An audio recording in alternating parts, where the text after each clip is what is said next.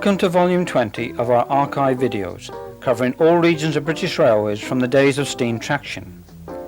In this volume we will cover a journey from Crewe to Shap summit in the latter days of steam power on this ex-LMS route, stopping off at various locations, all now changed completely by electrification. The days of Duchesses, Royal Scots and Super Ds had long ended by 1967. Stania Class 5 and 8s, Britannias and 9Fs were left to see out the final curtain, with the occasional special workings. But soon the total infrastructure of this railway was to go. Semaphore signalling, loose couple freights, small stations and signal boxes would soon disappear forever. We will see the workings north of Carnforth in considerable detail, including the water troughs at Dillicar and a footplate journey on a Shap banker. Servicing of locomotives at 5 different sheds and some quite unusual workings in these last days of steam will add to the interest and enjoyment of this film. It is a tribute to the locomotives and men who saw the embers die on a form of traction we all came to love and were sorry to see go in August 1968.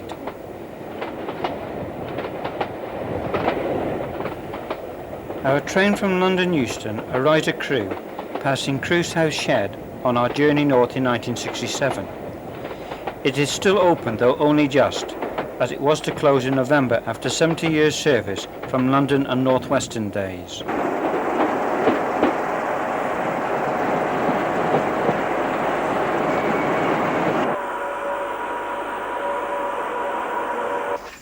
The allocation here at this time was mainly Stania Class 5s and 8s, and only 8 of the original 12 roads still existed with a roof after rebuilding in 1959. 48505, built at Darlington in 1944, stands awaiting its next turn of duty.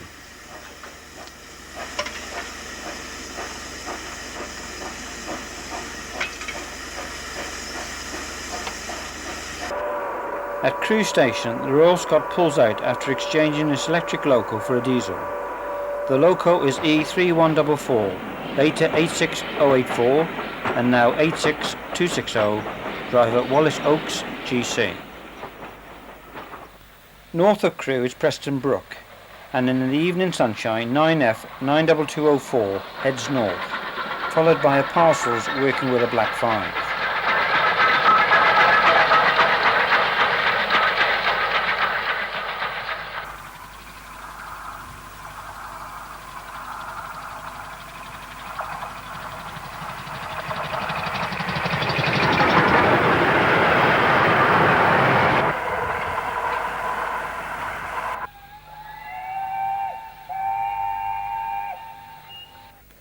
Warrington Banquay Station was opened in 1868, replacing an earlier station at Liverpool Road Bridge opened in 1837. Passing north with a soda ash train is Britannia Pacific 70038 Robin Hood. Black 5 45041 runs south to Arpley Yards.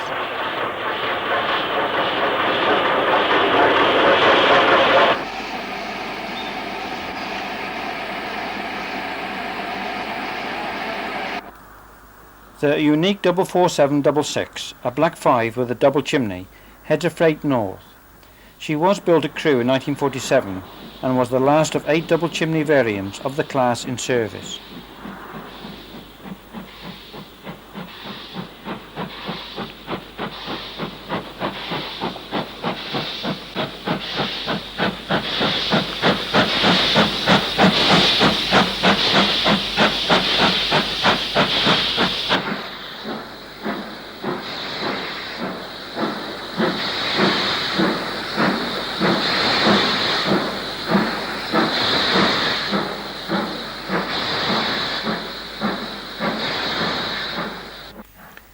Another Black 5, 45323, heads slowly southwards with a mixed freight.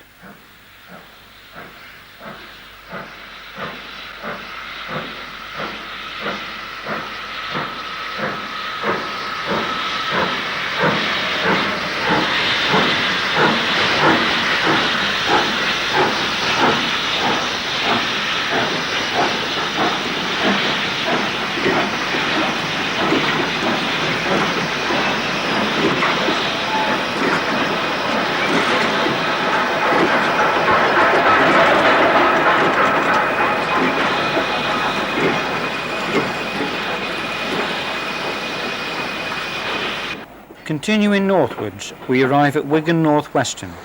The station opened in 1888, replacing an older and smaller station of 1838.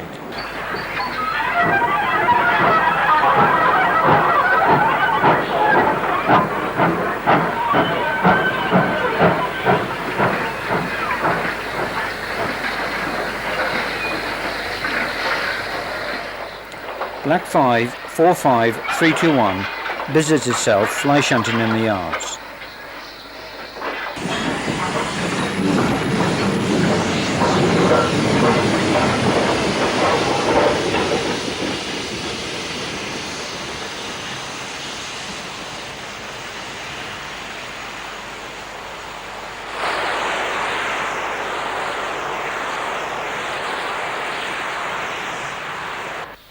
Double 4711 runs into the yards with a brake van. She was built in 1949 at Holwich with an HG Ivant design boiler which had a top feed near the chimney.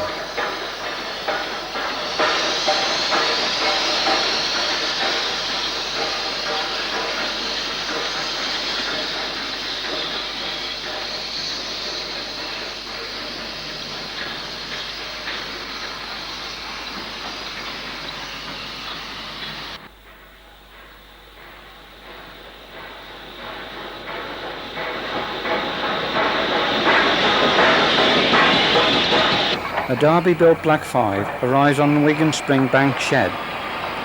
There had been a shed here since 1859, and after it closed to steam in December 1967, the site was retained and a new traction maintenance depot still survives here today.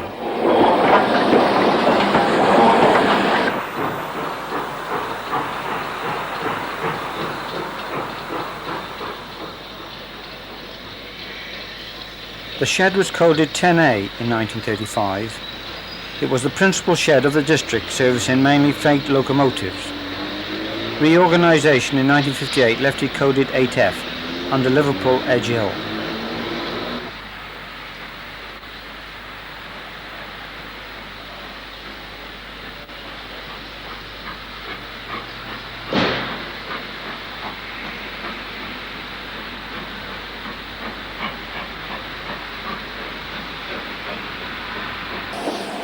The locomotive moves up to the coaling plant, one of two of this type on the London Midland region, of just 25 tons capacity. The other was at Warsaw.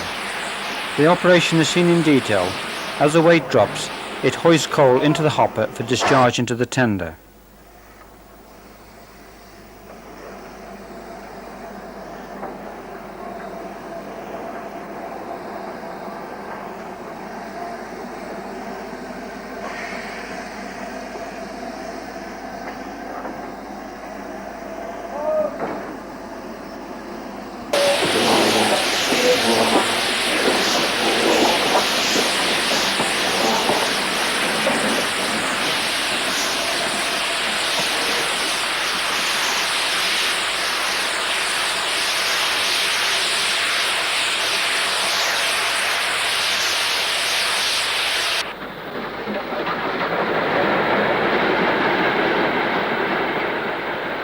Returning to the station, we see Oliver Cromwell heading north, followed by 70011 Hotspur on a parcels train.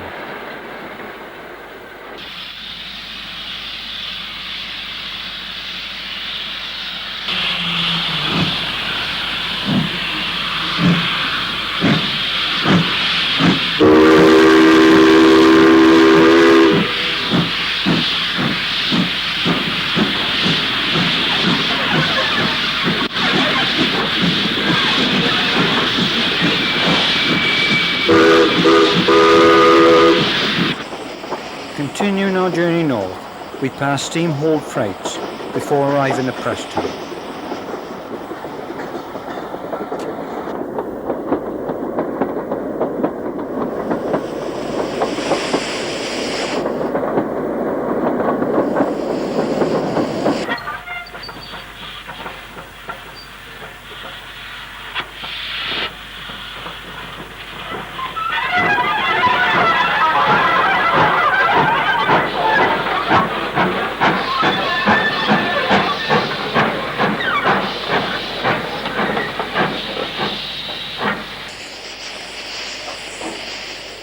The motive power depot here was Lostock Hall, some 3 miles south of the station, and we follow 45373 and his crew on the shed.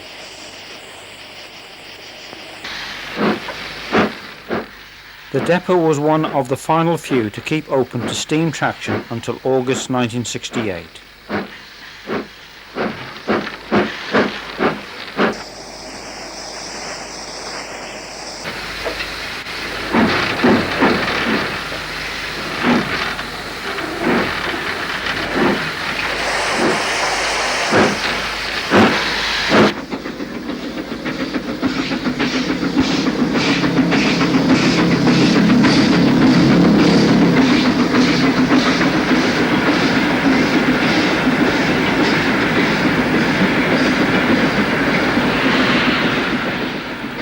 Near Lostock Hall, Stanier 8F 48400, the first 8F built at Swindon in 1943, heads up from the West Coast Main Line to cross it on its way to Blackburn.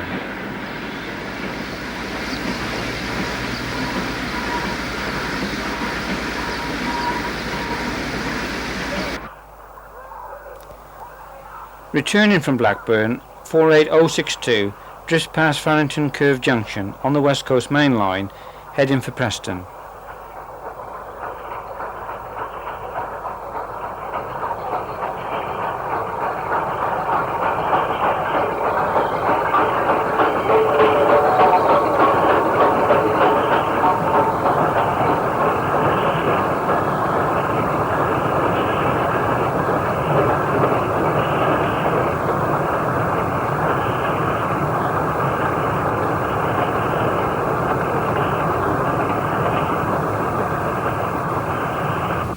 At Farrington Junction, there was a south-facing connection with the West Coast Main Line, and 48278 heads away on a freight. The Lostock Hall coaling tower is seen in the background.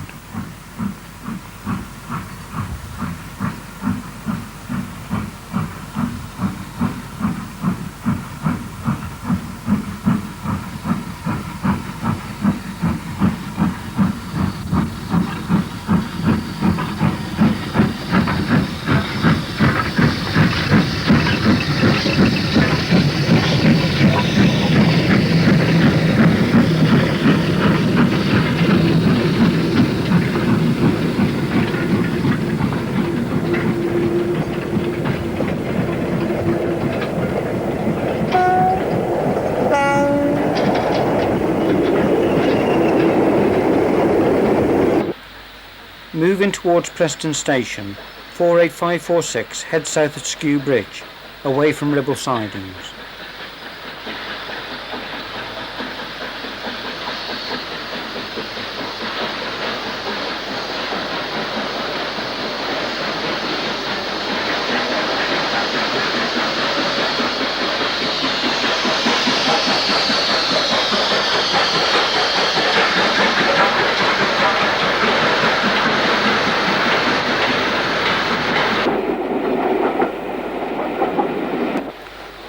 We arrive at Preston Station, platform 5, behind an Ivan Class 4 260.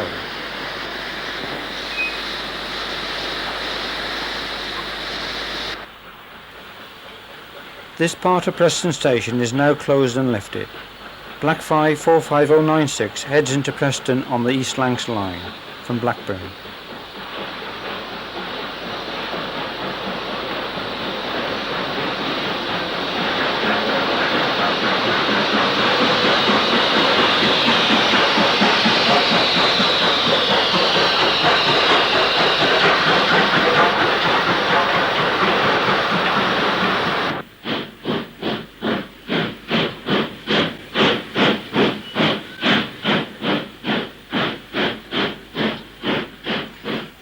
Now preserved on the Severn Valley Railway, Ivan Class 4 43106 heads south with a permanent way train.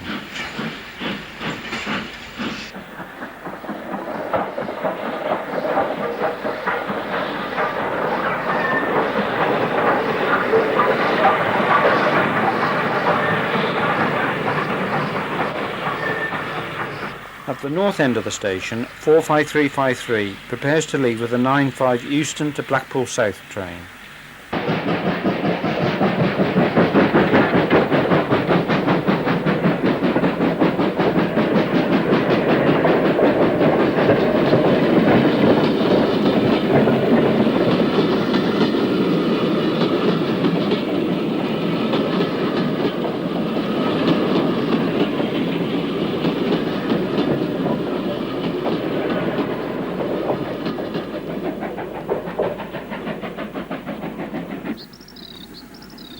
Blackpool trains diverge to the west at Preston No. 5 signal box.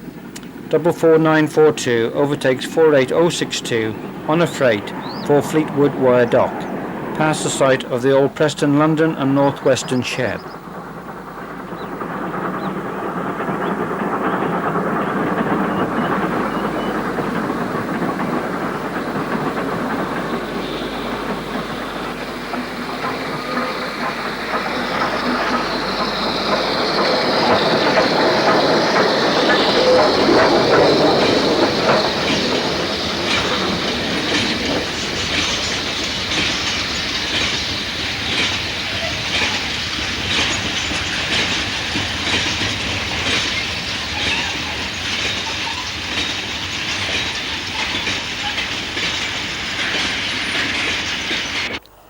A line from Preston to Blackpool was opened in 1846 by a branch from Poulton on the Western and Wyre Railway. Later a coastline via Lytham was opened in 1863 and reached Blackpool Hounds Hill, later Central Station, via what eventually became Blackpool South.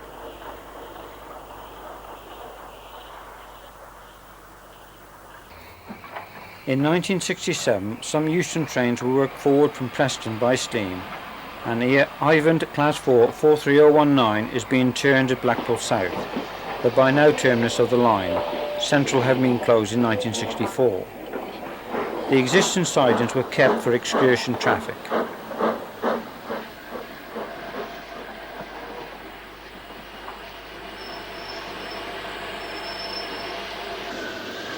The fireman is seen basking in the Lancashire sun, whilst the locomotive turns on the vacuum-operated table.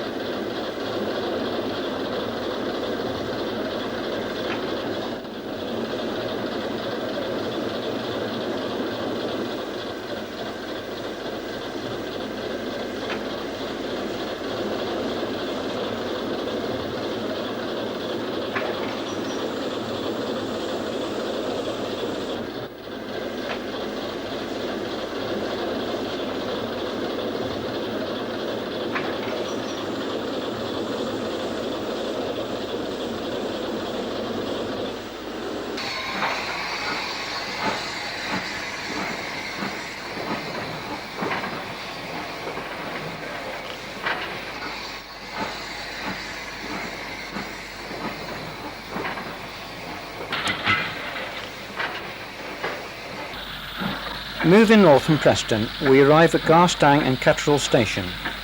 45107, built by Vulcan Foundry in 1935, busies itself in the yards, and sister loco 44882 heads south on a fitted freight.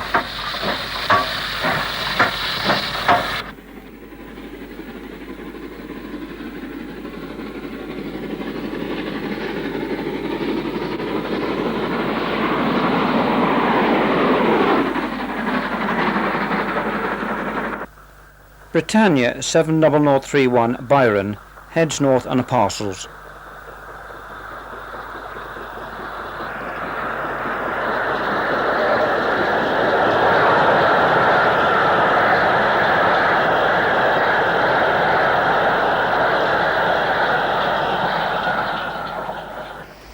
Garstang and Cutterell was opened on the Lancashire and Preston Junction Railway in 1840, and traffic emanated from the creamery here. Closure came in 1969. The station was a junction for the Garstang and Knott End Railway, which dropped away to the west. It lost its passenger service in 1930, and it was taken up completely in 1965. North of the station, a Black 5 Heads and Engineers train.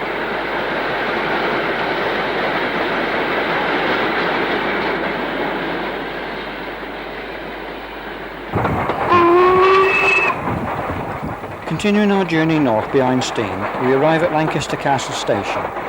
This was the site of the original station of the Lancaster and Carlisle Railway, opened in 1846. Black 5 44709 heads through the station tender first on a freight.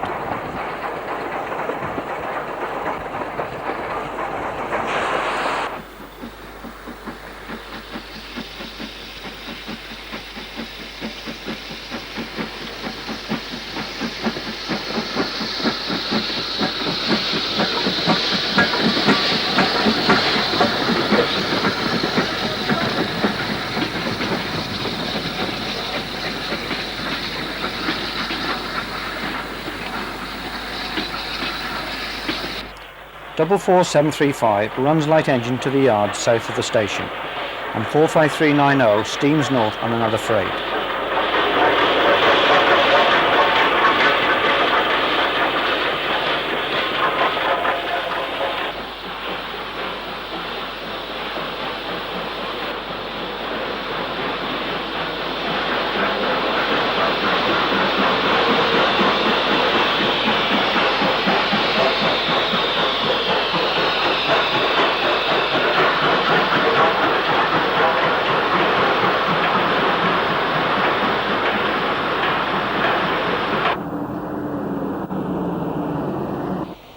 The next station north was Hess Bank. Here southbound trains to Morecambe and Heysham diverged to the west via Bear Lane. Where the camping coaches stand was the Morecambe Bay platform. Of interest here were the water troughs north of the station, and 44877 replenishes its tanks to overflowing whilst heading towards Carnforth.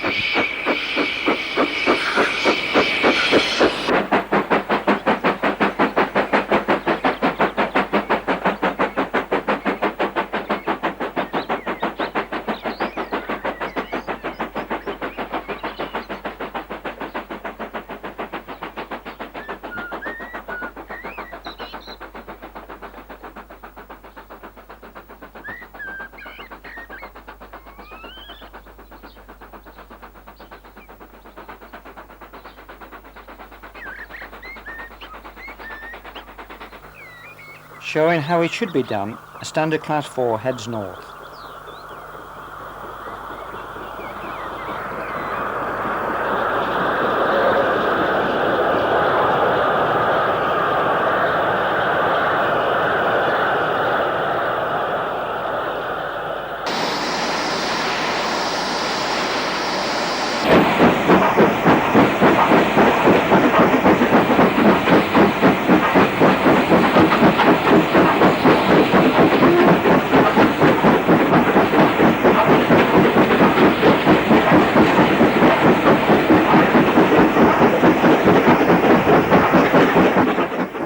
Two Class 5s take an extremely short freight north.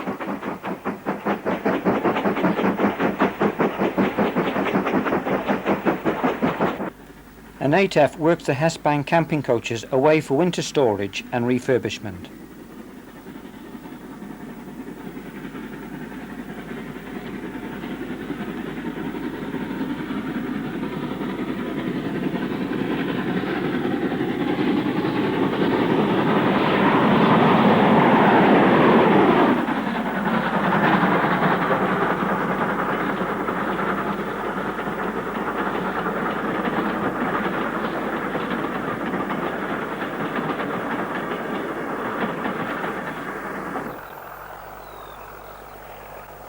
A Type 2 diesel assists the 9F away from Hess Bank with oil tanks for Heysham.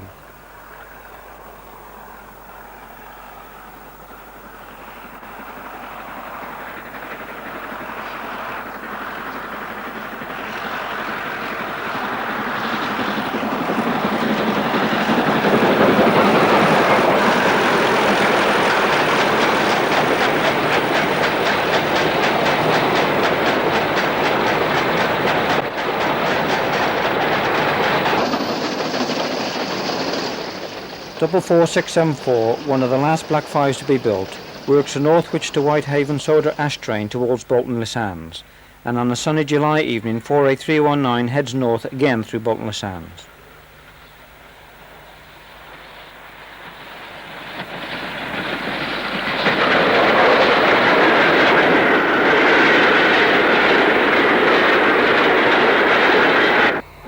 At Carnforth, we find 45134 arriving to tow away a failed DMU.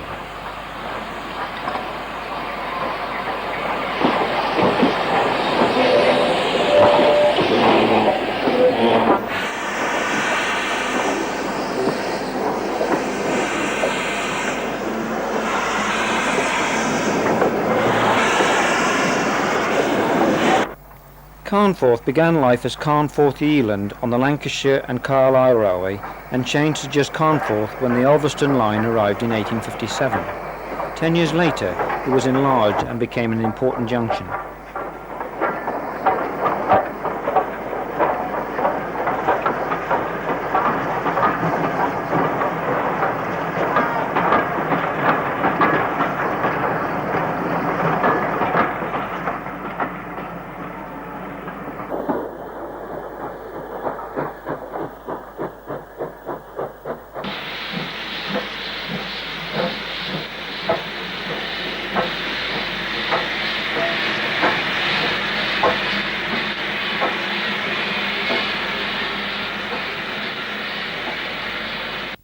Three local sheds existed here at the grouping. Modernisation announced by the LMS in 1938 was to close two of them and build a new shed on the site of the Furniss Railway Depot. It was finally opened in 1944, much of the work being done by the Italian prisoners of war. 70022 Tornado arrives on shed to turn.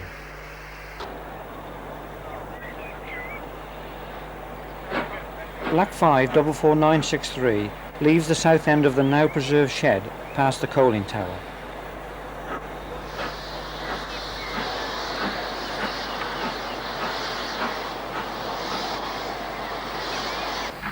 "45435 heads south through the station with a freight from Whitehaven.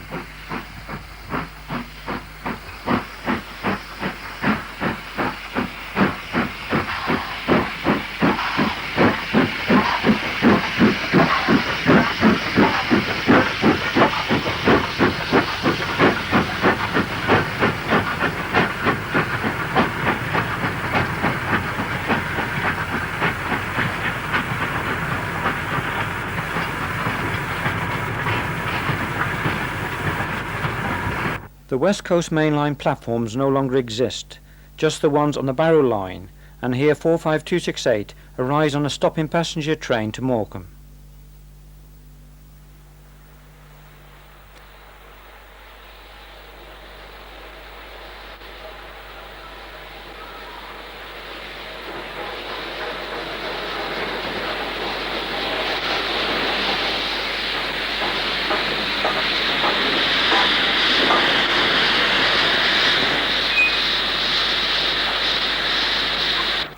Where the Cragbank shuttle now runs, giving steam-hauled rides at Steamtown Carnforth, 75043 and a 9F leave the shed to work north in June 1967.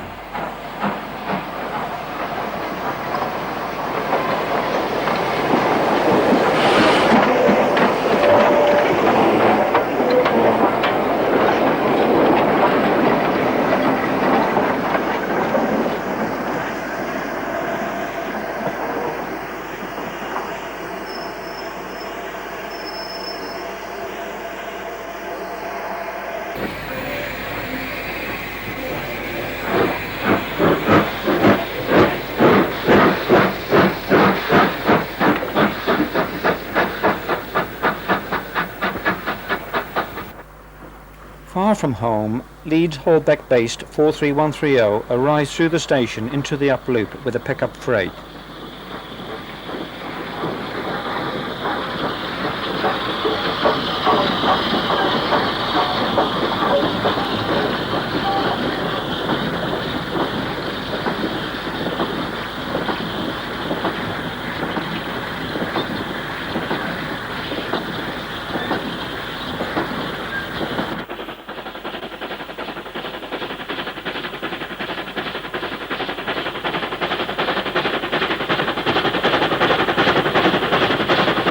We now approach the northern hills as a long climb from sea level to nearly 1,000 feet at Shap summit.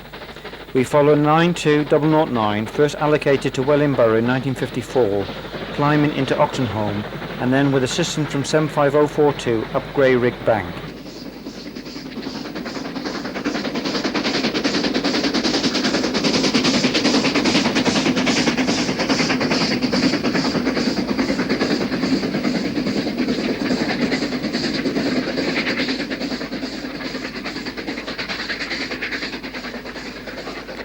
LMS Black 5 45493 tops the summit at Grey Rig with a down freight.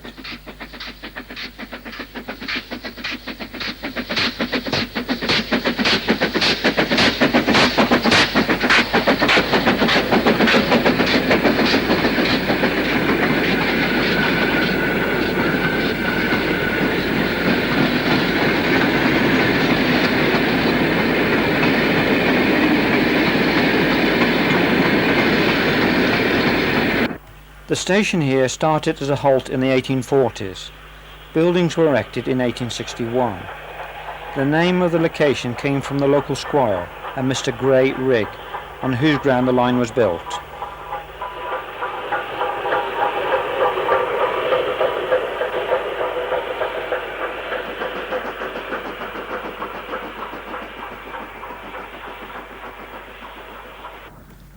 The duty banker, having dropped away from the train, reverses to Oxenholme. These bankers were serviced at Tibet, but were generally allocated to Carnforth at this time.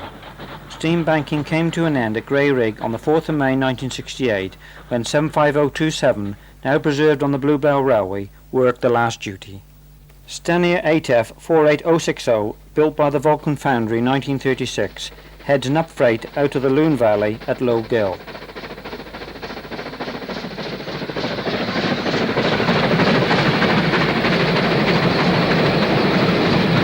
A few miles further north we come to Dillicar in the glorious Loon Valley.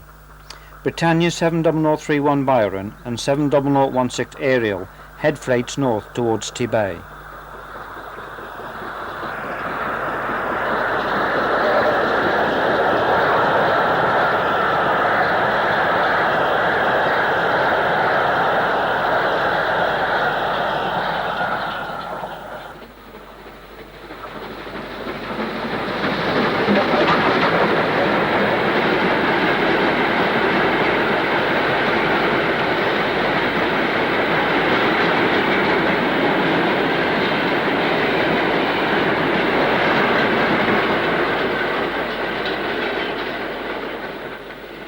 A Black 5 approaches the water troughs.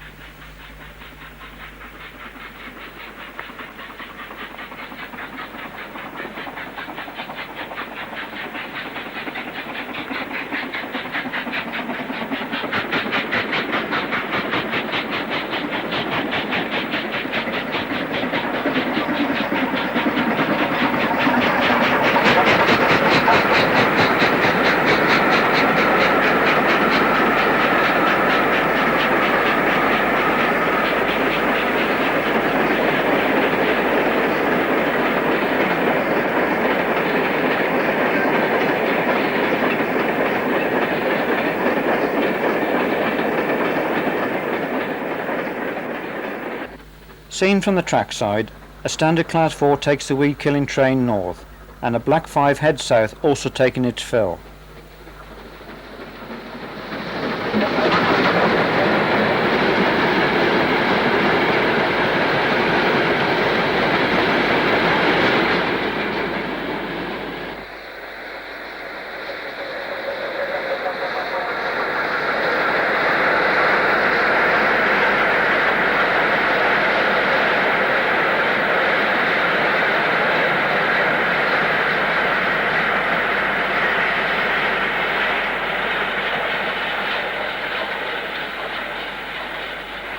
The troughs were laid on about a mile of level track, though they were only about 500 yards long.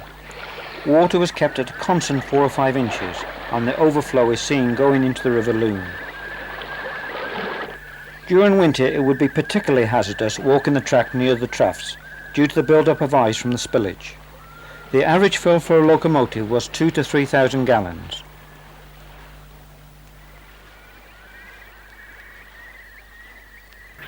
Two further trains are seen picking up water on their journey north to Carlisle.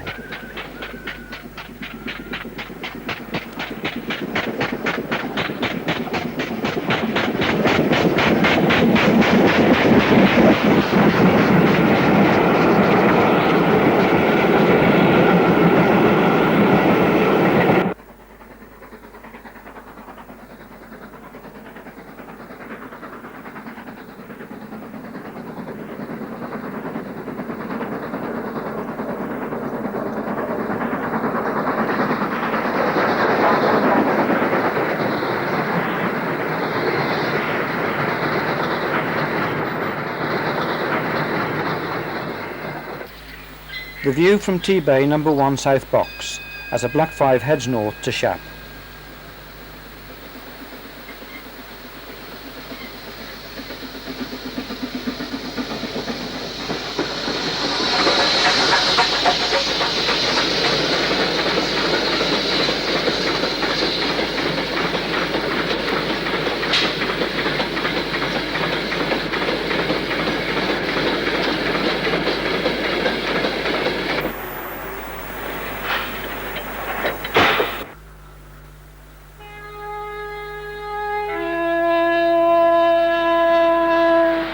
By now, virtually all the passenger work was in the hands of diesels. One S53, the 840 Morecambe to Glasgow, passes the signal box. The two duty standard class 4 bankers stand ready on Tebay shed.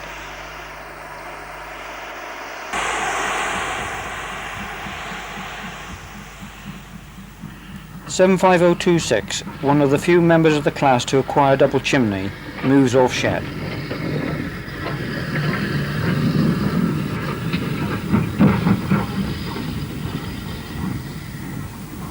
Another northbound freight comes to a stand to await the banker.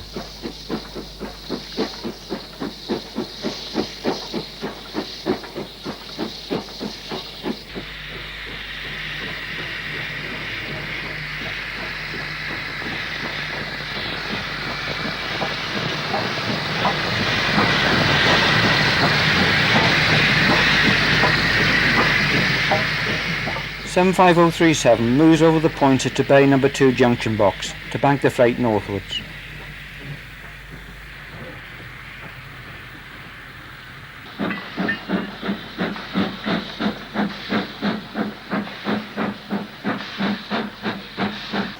"75024 is prepared on shed for its next turn of duty, and we join the crew for a trip up the incline 5 miles to Shap summit.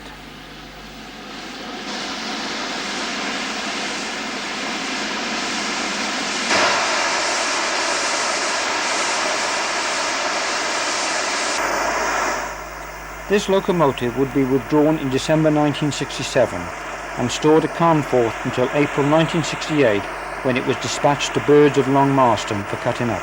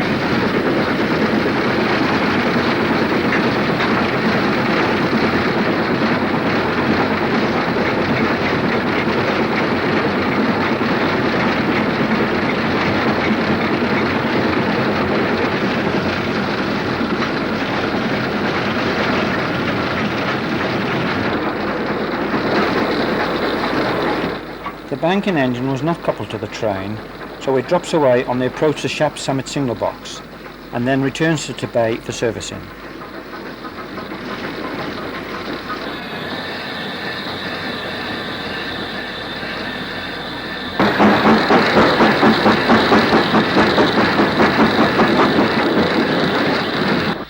Entry to the shed from the down main line was controlled by to bay number 2 box.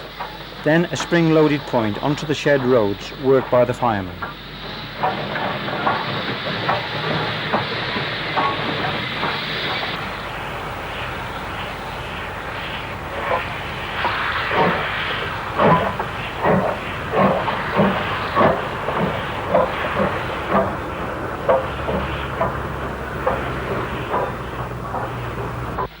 We follow 75026 onto the shed, which was built in 1861.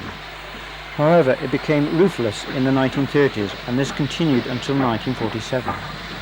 The coal and ash plant was brought into use in 1956.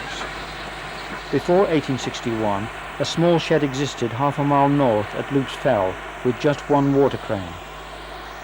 At its busiest, Tibet shed had an allocation of 28 locomotives, including 6 bankers.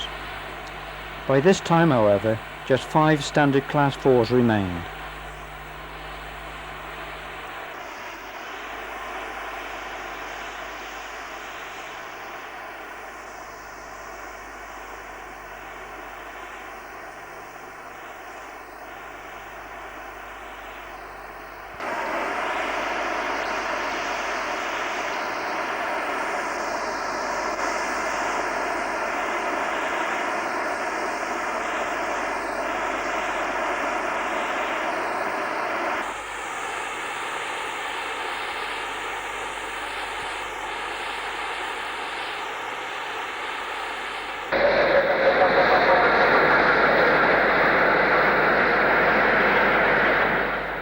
We now turn to viewing the incline from the line side, starting at the station opposite the shed as Britannia heads north. Viewed from the local hotel, where one could specify a requirement for a rear-facing bedroom when staying locally in search of steam, we see another Britannia head south from the cutting near Loops Fell. 44889 also heads south through the station.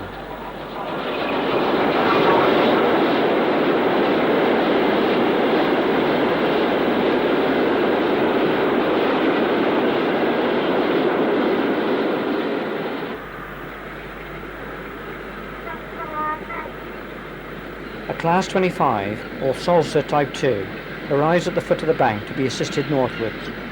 This is viewed from the east side of the River Lune, where the North Eastern Railway had a large goods yard. This originated in 1861, when the South Durham and Lancashire Union Railway, an associate of the Stockton and Darlington Railway, opened to traffic from West Auckland.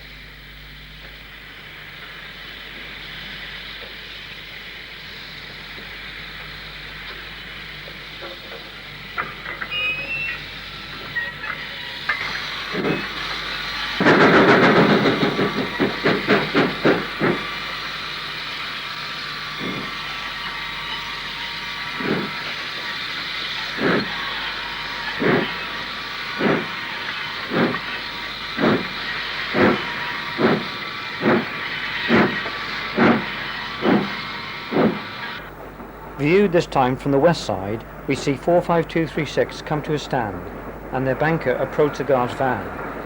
With much exhaust, the train moves northwards.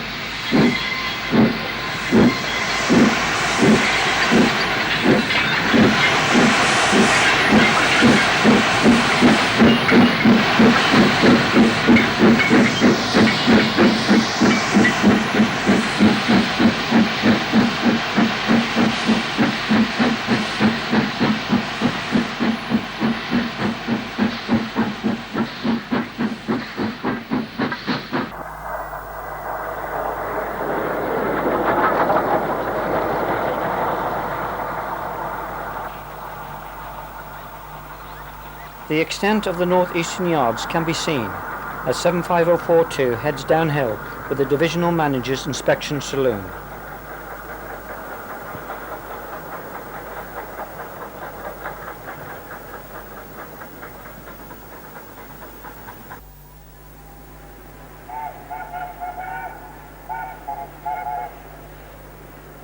Britannia Pacific 70039 Sir Christopher Wren heads north at Loops Fell Cutting on an express parcels and requires no assistance.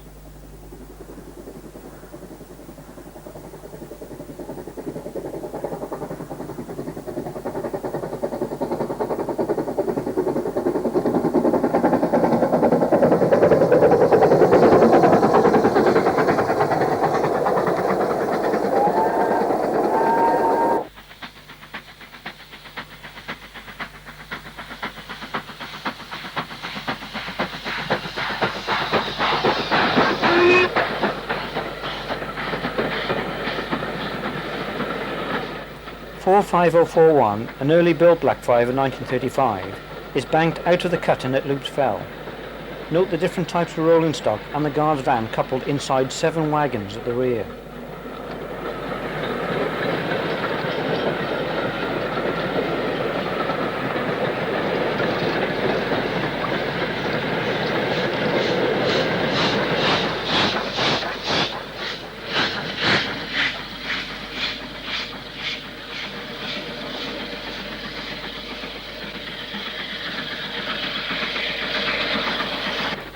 A standard class 9F 210 needs no assistance as it forges uphill.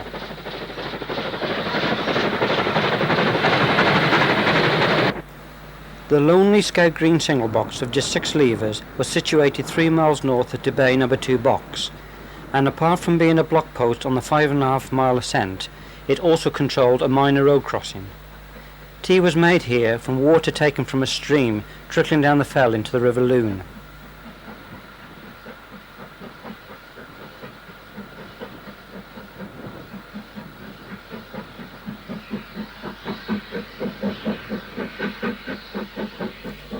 The signal goes clear for Britannia class 70021 Morning Star to pass by, banked by 75037.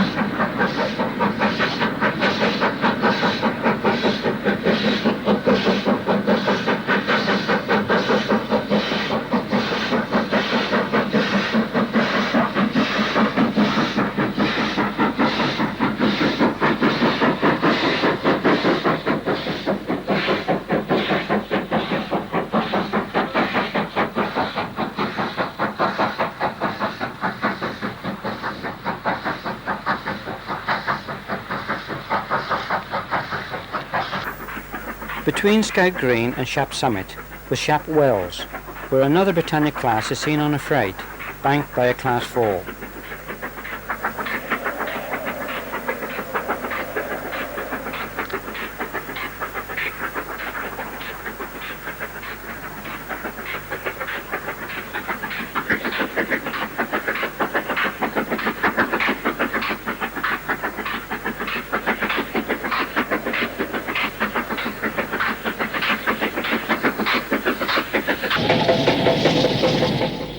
Coming down was much different. A Class 5 hurries south on a fitted freight.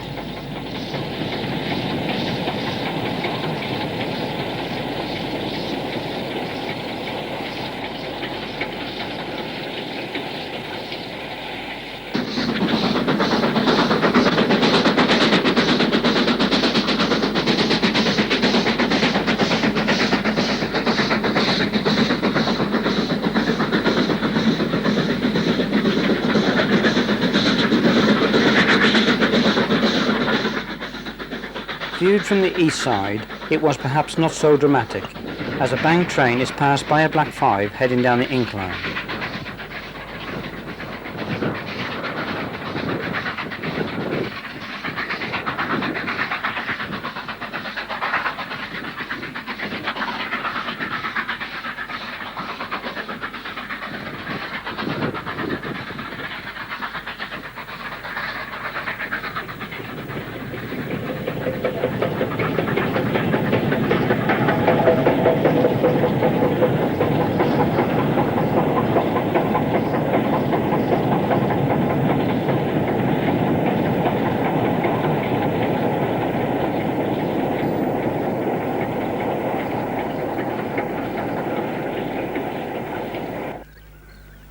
Reliving the better days of variety on passenger workings, we see Jubilee Class 45562 Alberta climbing steadily on his 3 cylinders on a special, unassisted.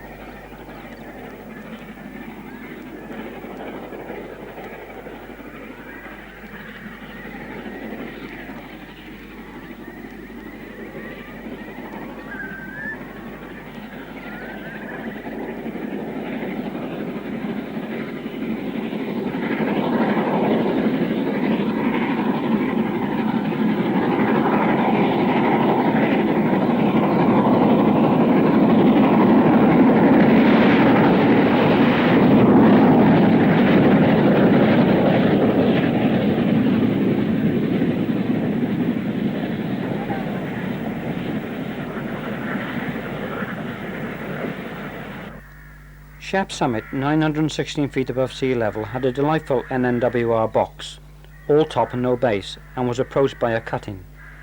From here to Carlisle, 29 miles away, it was downhill, apart from 2 short stretches either side of Penrith. Just past the summit was Harrison's Sidings, serving a quarry. Having climbed up the final 8 miles of the 1 in 25 from the north side of Shap, 9293 gets away again after a stop to raise steam.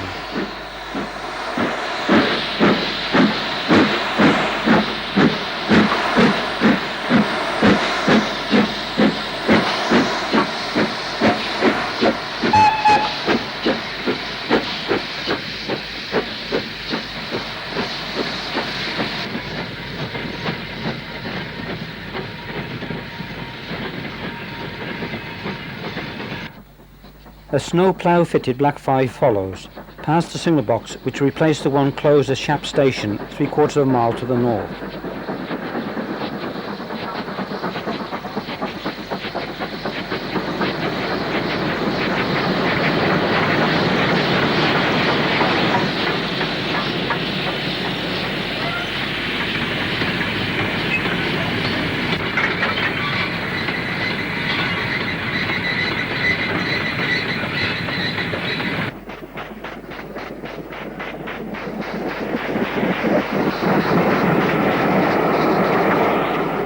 Seven 0028 Royal Star heads south in fine style with a mixed parcels train, which includes a nice red travelling post office vehicle.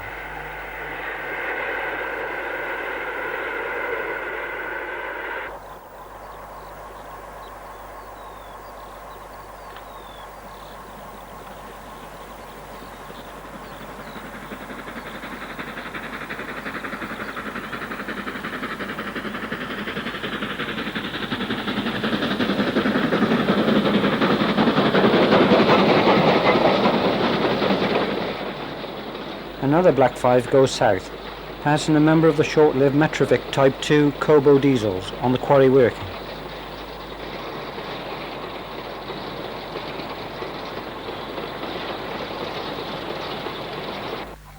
Soon everything would be changed on this delightful railway over the fells.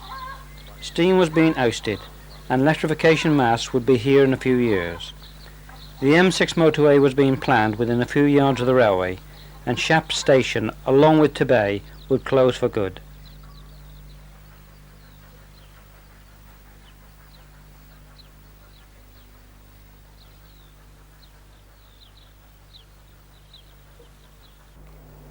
Grimy and neglected they may have been at the end, but the steam locomotives thrilled us all on the Shap incline. Tebay shed was to close to steam on January the 1st, 1968, replaced by the Clayton Type 1 diesels, which in fact only lasted a few weeks more. The shed was then demolished after 107 years.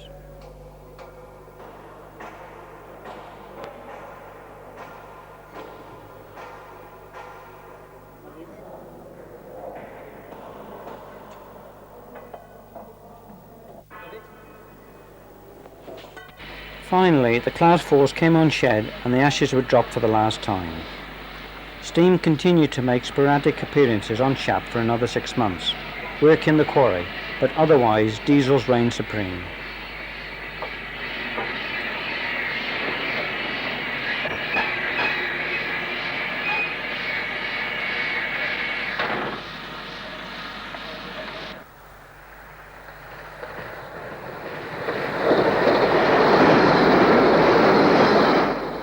We will leave the fells and head south with a brush type 4, passing the troughs which served the steam locomotives so well, and remember how it used to be at these lonely outposts.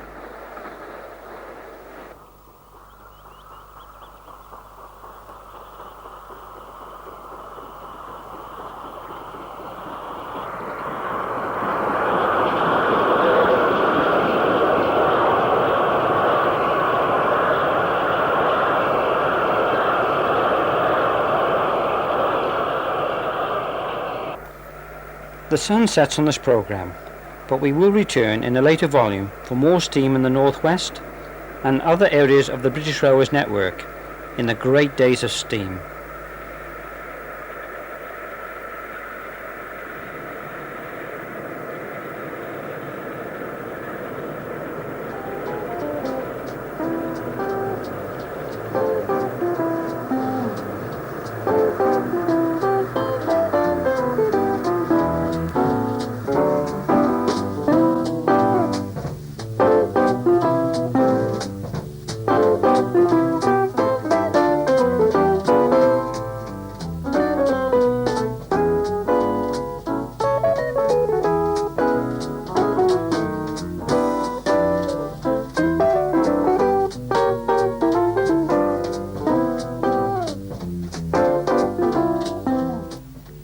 Our next production, Volume 21, is titled Steam South and West, and we will travel as far south as Weymouth and as west to Swansea.